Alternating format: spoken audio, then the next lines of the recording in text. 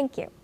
Now, so looking at this, what are the political implications of Israel asserting full independence from U.S. approval in its security decision with the situation given and their geography? I don't know if that's a correct interpretation of what's happened.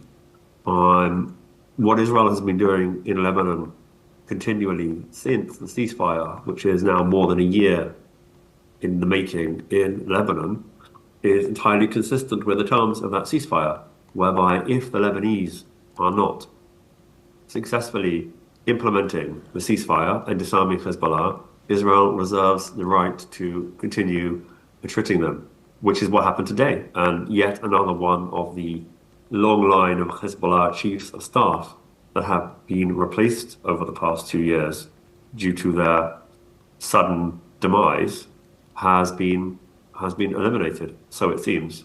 We'll find out. And I don't think that is yes. in any way a change of policy from the Israelis at all.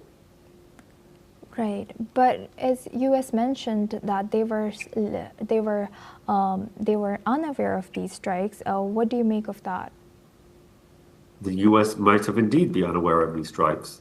The man assassinated is a U.S. designated terror mastermind on a long list of terror watch lists, and it's not clear that Israel has been coordinating any of the strikes that it's been doing on a continual basis against Hezbollah rearmament in Lebanon over the past year at all. The main thing for Israel right now in Lebanon is to continue attriting Hezbollah faster than Hezbollah are able to rearm. And as long as it keeps doing that, Hezbollah will only remain a threat to the Lebanese people. In the end, the Lebanese state can only function if the Hezbollah army no longer exists, exerting control and holding more power than the Lebanese army itself. If the Lebanese army itself continues to be beholden to the Hezbollah army, then Lebanon is not really an independent state and will continue to be a basket case as it has been since the 1970s. And the Israelis, I think I speak for all Israelis, Israel has no beef with the Lebanese people. The relationship between Israel and Lebanon can be fabulous. We have shared natural resources in the Mediterranean Sea that are a trifle, essentially, for Israel, which has much more natural gas and vastly greater GDP. But for Lebanon, would be absolutely game-changing if they could extract that natural resource. The future for Lebanon in peace with Israel is fantastic, but the future for Lebanon under the thumb of Hezbollah continues. Lebanon is currently, after Afghanistan, it is assessed as the second most miserable place in the world to live. Despite its beautiful scenery, its long Mediterranean coast, and tremendous potential in human capital, it's the second most miserable place in the world to live. And that is entirely because of Hezbollah, an Iranian militia that has occupied their lands for 40 years at this point and has totally failed in their mission to destroy Israel. So they turn Lebanon into a basket case. So it would be a weapon against Israel, yet it fails even in that.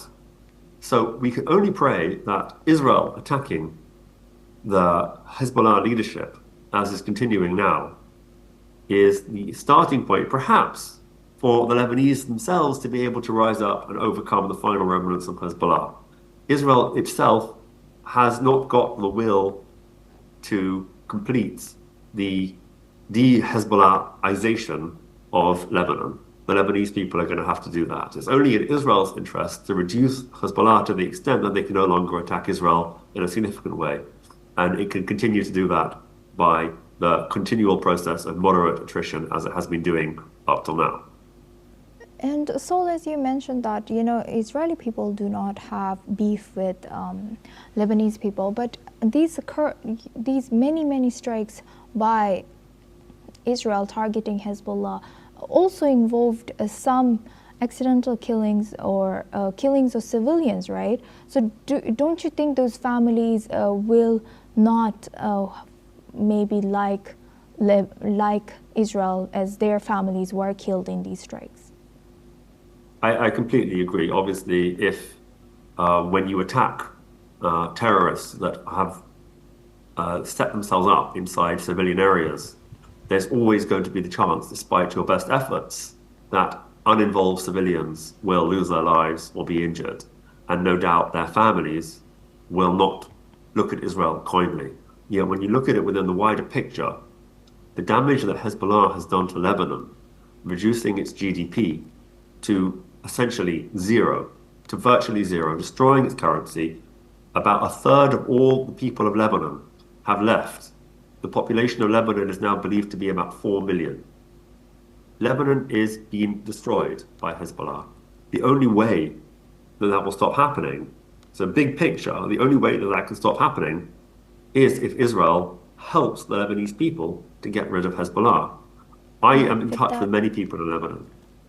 Right, every one of them, including Shia, who are naturally affiliated to Hezbollah, which is a Shia militia. So, Want unfortunately, Hezbollah gone, and they are yes. grateful for Israel for helping them. Unfortunately, we're running out of time for this discussion, but thank you very much, Saul Sadka, for מצטרפים עכשיו לוולט